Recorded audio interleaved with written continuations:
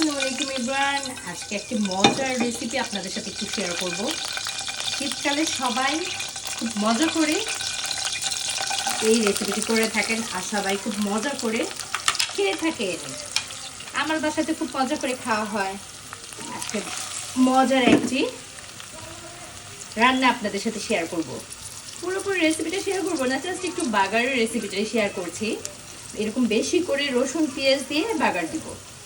কি বাগার দিব সেটা দেখুন। আচ্ছা, আপনারা কি গেস করতে পারছেন আমি আজকে কি বাগার দিয়ে দেখাবো আপনাদেরকে? বলেন তো। এটা ভীষণ মজার একটি খাবার। আগেই বললাম, শীতকাল আসলেই আমরা বাঙালিরা কম বেশি এটা করেই থাকি।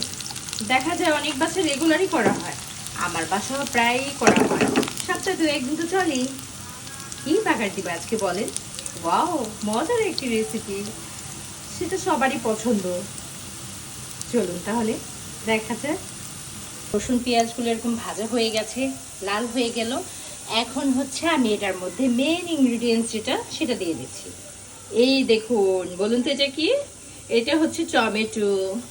টমেটো চাটনি বানাচ্ছি। ওয়াও, এই রেসিপিটি আজকে আপনাদের সাথে শেয়ার করছি। Wow, amazing. আমার তো খুবই পছন্দ এরকম বেশি করে রসুন পেঁয়াজ দিয়ে তেলে বাগার দিয়ে নেবেন টমেটো চাটনিটা। আবার একবারে চাইলেও বসিয়ে দিতে পারেন, বাট আমার কাছে এরকম একটু বাগার দিয়ে করলে বেশি মজা হয়, মনে হয় যে অনেক বেশি সুন্দর হয়। অ্যারোমাটা খুব সুন্দর একটা অ্যারোমা বের হয়। আর এটাকে এরকম একটু তেলের মধ্যে ভেজে ভেজে নিতে পারেন এভাবে করে। খুবই আমি এই চাটনিটা, কার কার পছন্দ এই চাটনিটা বলুন তো? আমার তো বেশ লাগে, আমার বাসায় সবাই পছন্দ করে, ছোট বড়। আমারও খুব পছন্দ এই চাটনিটা। কি আমি হয়েছে না বলুন? এটাকে সুন্দর করে বাগার দিয়ে নিচ্ছি। এখন নেড়ে চেড়ে কিছুক্ষণ একটু ভেজে নেব, তারপর হয়ে যাবে টমেটোর চাটনি, ইয়ামি চাটনি। এই রেসিপিটি কি চাই বলুন?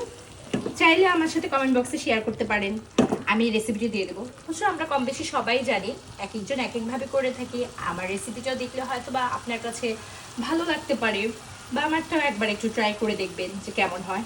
খুবই আমি একটি টমেটো চাটনি হয় এটা।